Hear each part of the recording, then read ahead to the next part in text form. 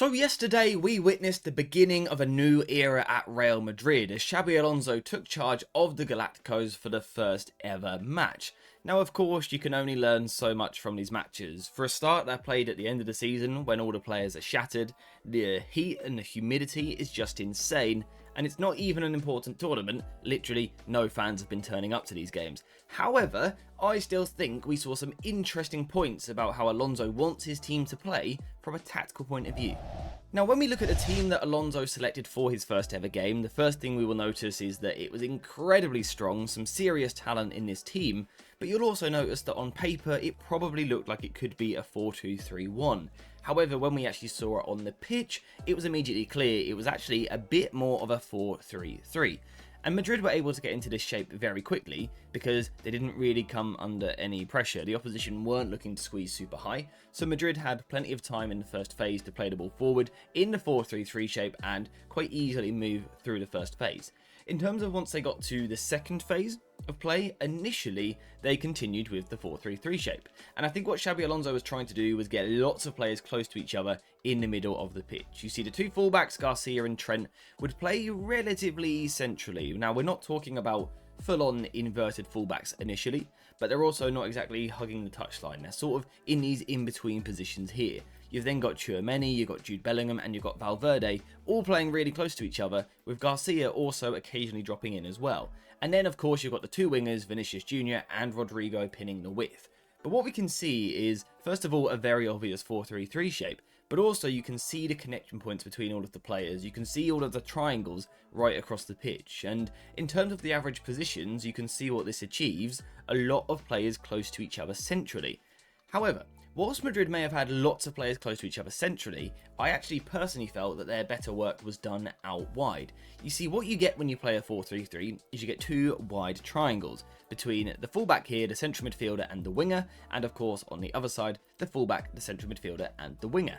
When you get three players in positions like this, who are all of course extremely technically gifted, if not they wouldn't be playing for Real Madrid, what you need to do is give them freedom to express themselves, and that requires giving them positional freedom, allowing them to rotate with each other, interchange with each other and move into different positions.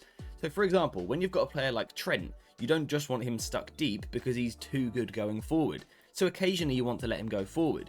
You also want to allow someone like Rodrigo to roam from his position so he can go more central, closer to the opposition goal. It's also, again, the same on the other side. Vinicius Jr. is of course an amazing isolation 1-versus-1 winger, but he's also a massive goal threat. So where possible, you want to allow him to come inside the pitch. And this is something that I felt Real Madrid did fairly well, I would say, for large parts of this match with the wide rotations. So you can see here the initial base. We've got two centre-backs, we've got a holding midfielder, and we've got two full-backs in slightly tucked in positions. But the more important part is out wide. You see here, initially it's only two players, but you can see the position they are in. Vinicius Jr., the winger, on the touchline, the fullback a little bit more central. However, what they're going to do is interchange and move, so they're going to make runs past each other. They're actually going to cross over on this occasion, and it means that when they get the ball into the final third, they're now in different positions. Vinicius is actually closer to goal. Just a few seconds later, the ball goes over to the other side of the pitch, and now we've got three players involved: central midfielder, fullback and winger. Look at their starting positions here, but then what is going to change is the positioning of each player, because we're going to see one player make an underlapping run into the final third. We're then going to see the winger coming inside the pitch and playing the pass, and we're seeing lots of different movements to players interchanging in these positions. And I think this here, this next one, was the best example of this. So you've got three players initially out wide. We're going to see the fullback go bombing forward on the overlap, which we didn't see in earlier phases, but now he's bombing forward on the overlap. We're going to see a winger sprinting inside the pitch, underlapping, and then we're going to see a real nice combination between these three. As they're rotating, they're really difficult for the opposition to follow, and you get into spaces like this. Just the other thing that I found quite interesting when Madrid were in this shape was actually how direct they often were. So they weren't always looking to be patient and move the ball forward or work in tight-knit combination play. That wasn't always what they were looking to do. Sometimes they were a little bit more direct, and you can do that when you've got so many players in deep positions, particularly the two new signings who are really good at long passing, who have a brilliant passing range and can get the ball forward quickly.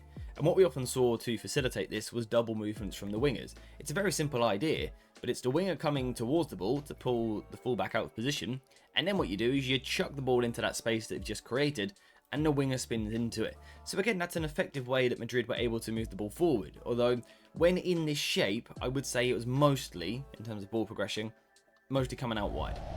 Now, the reason why I specified Madrid progressed the ball out wide when they were in this shape was because it wasn't actually the only shape that they used. You see, there were often also situations where they would move to more of a back three.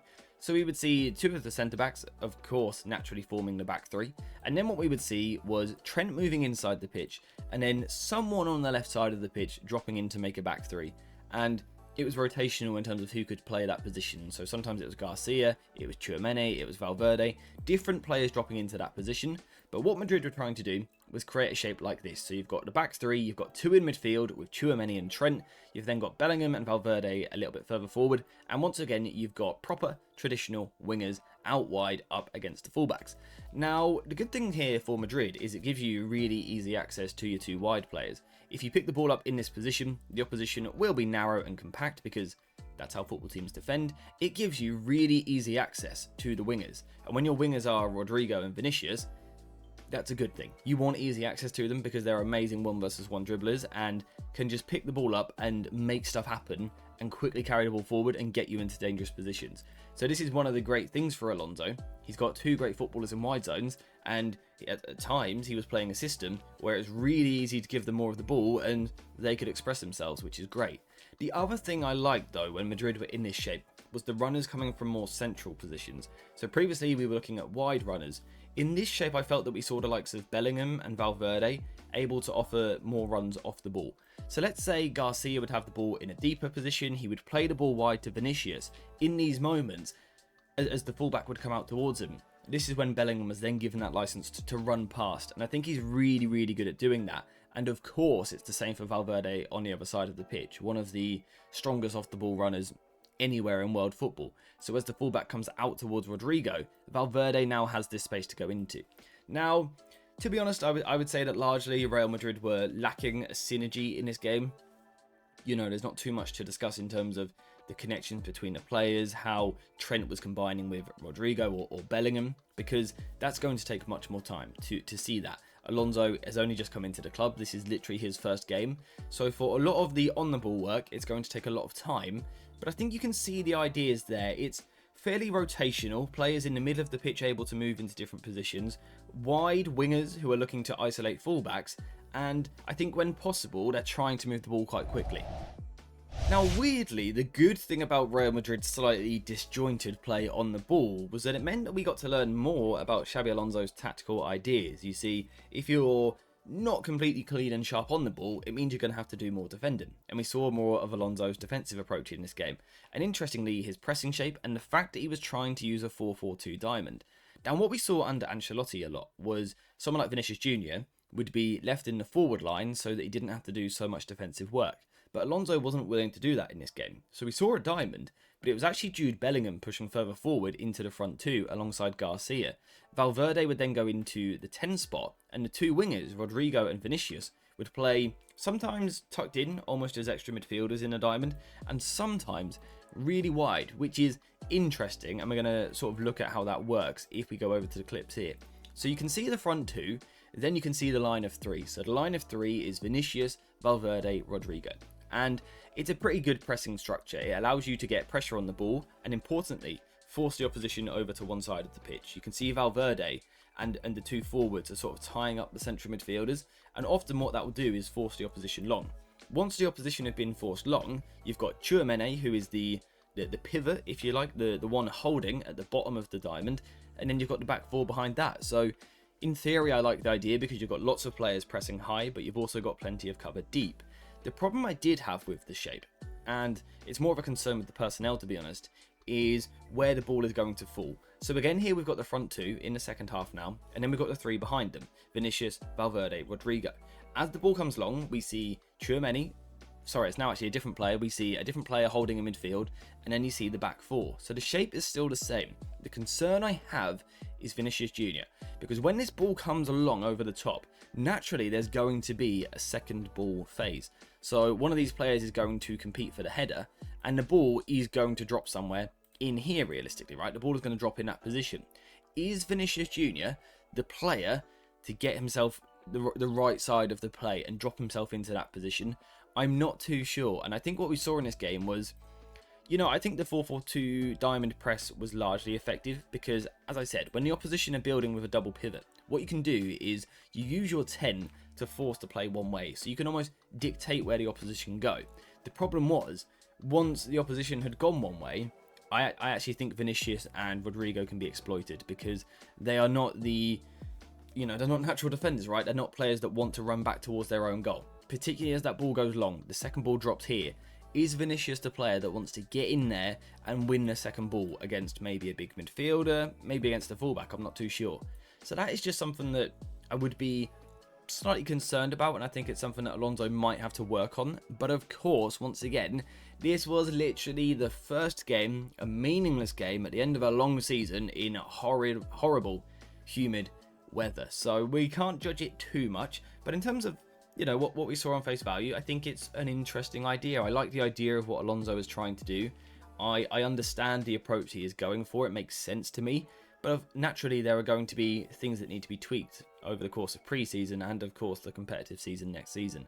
I think they've got a lot of good players, obviously. So there's a lot to work with there. There will be versatility within the squad. There will be tactical flexibility. Someone like Bellingham, Valverde, they can play different roles, play different positions. So Alonso has a lot to work with. I think the base, the foundation there looks good. I liked what I was seeing in possession in terms of the shape and the idea of the movements. It was just lacking a bit of sharpness.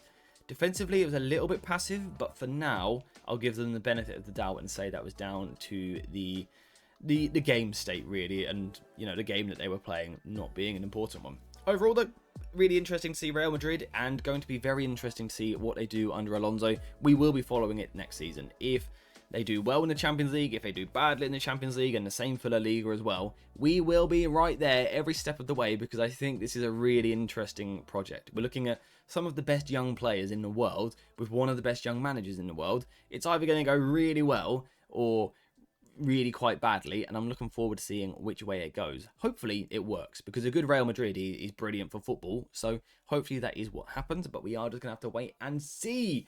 As for today, right now, there is nothing left to talk about. So thank you guys very much for watching. Hope you have enjoyed this video. And as always, I'll see you in the next one.